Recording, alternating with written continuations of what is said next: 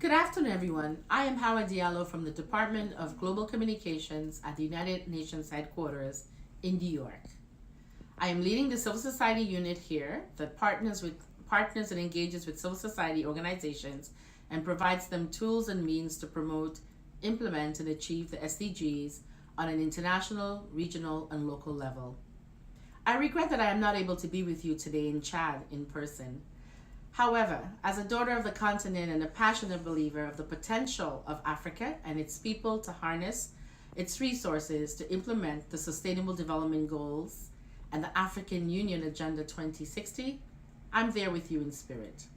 I appreciate the opportunity to share this session with so many excellencies and distinguished guests. I would like to thank all the organizers of the conference, and especially my great partners at the International Association for the Advancement of Innovative Approaches to Global Challenges, and Al Jahat for inviting me here. At the first international conference, Sustainable Development Goals Implementation in the Lake Chad region, an opportunity for leadership in social and technological innovation, held in New York at the Office of the African Union's Permanent Observer Mission to the United Nations last September, I spoke about achieving the Sustainable Development Goals in Africa. In particular, the alignment between the Agenda 2063, developed by the African Union, and the 2030 Agenda for the Sustainable Development Goals, and how the implementation needs to apply to specific challenges to the African region and its people. I just want to revisit that for a second and highlight the progress that has happened so far. In June, the Sustainable Development Goals Center for Africa, together with the Sustainable Development Solutions Network, published in 2018 the African SDG Index Dashboard Report. This report showcased results of several surveys conducted across the African continent on the progress of implementation of the 2030 Agenda. The report found strong commitment to integrating the SDGs into national development plans in Africa. Participating countries have also endorsed the SDGs and identified key national indicators and priorities to monitor implementation. Now we need to go further on these commitments and to make really tangible actions. In the report, the second most reported challenge for effective SDG implementation was the lack of quality data to inform supportive policies. As such, the African Union is partnering with multi-stakeholder network global partnership for sustainable development data to fill critical gaps and ensure accessible, reliable, and usable data to pave the way for Agenda 2030 on the continent. At the UN, the Department of Economic and Social Affairs is also putting specific emphasis on building capacity at local statistical offices.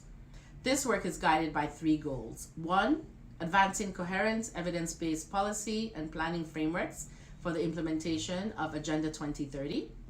Two, building effective and accountable national institutions for inclusive and participatory decision-making processes to support sustainable development.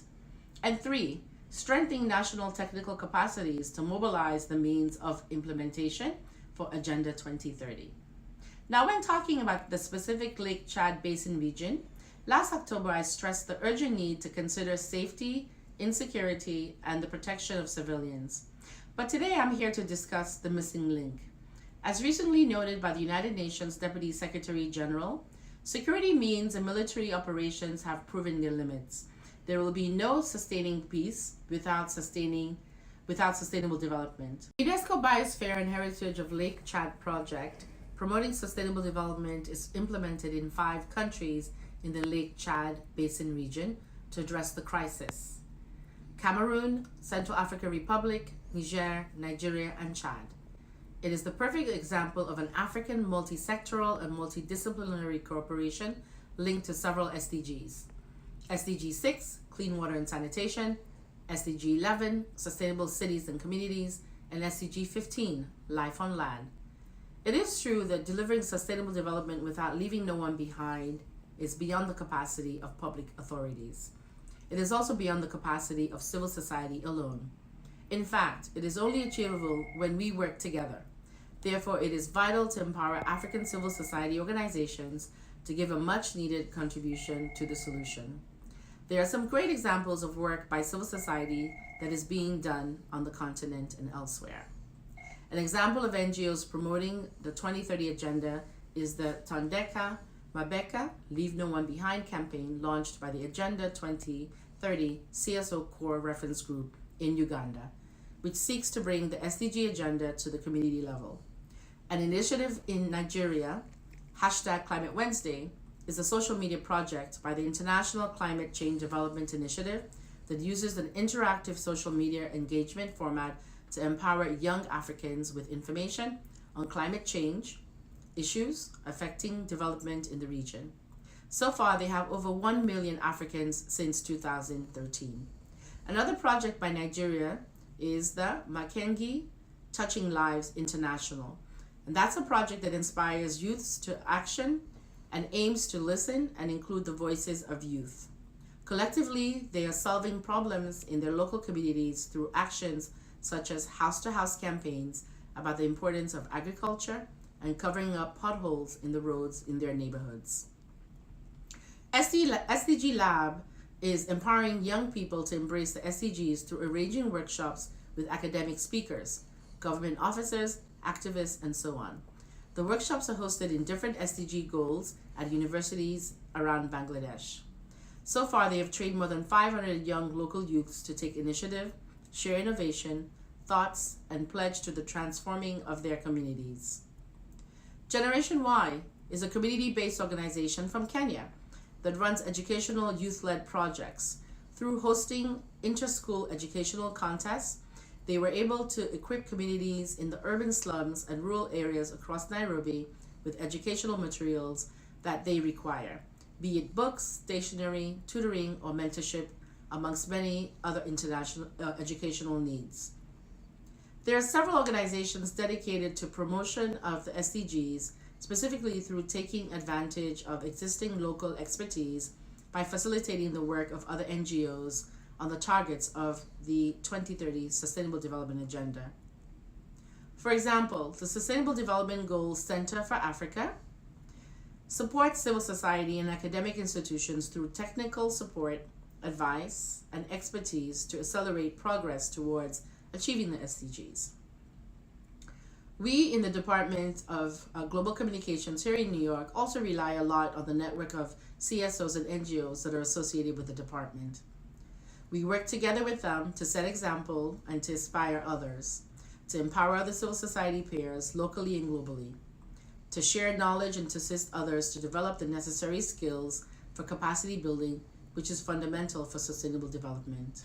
If I may borrow from my final words from my presentation last September in New York, referencing the Deputy Secretary General of the UN, what is needed in Africa is the following: making the SDGs known, advocacy and awareness, creating enabling environments for the participation of all peoples, generating the means to implement effective participation, and of course, youth participation, agenda lens, leaving no one behind, as well as promoting data revolution, strengthening connections and linkages between different frameworks on the continent. I will not end today by restating my signature pledge for NGOs to apply for association with the Department of Global Communications, even though African NGOs make only 44% of the 1,500 NGOs associated with our department. Instead, I want to encourage you all to register for the upcoming 68th UN Civil Society Conference that will be hosted in Salt Lake City, Utah, USA, from 26 to 28 August. But I also want to encourage you to attend and to host exhibitions, workshops where you can showcase your work, share your knowledge, and inspire others to take the same steps. Currently, 40% of the workshop applications we have received come from African countries. So let's keep up these numbers. The theme of the conference is creating sustainable and inclusive cities and communities, and it focuses on SDG 11.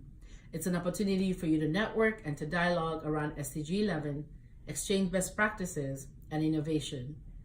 It's also an opportunity for you to raise your voice and to work with other members of civil society on the theme of the conference. It's a great opportunity to bring the local to the global. I hope that I'll see you all there. I thank you and I wish you the best during your deliberations during the two-day conference in Chad. Thank you so much.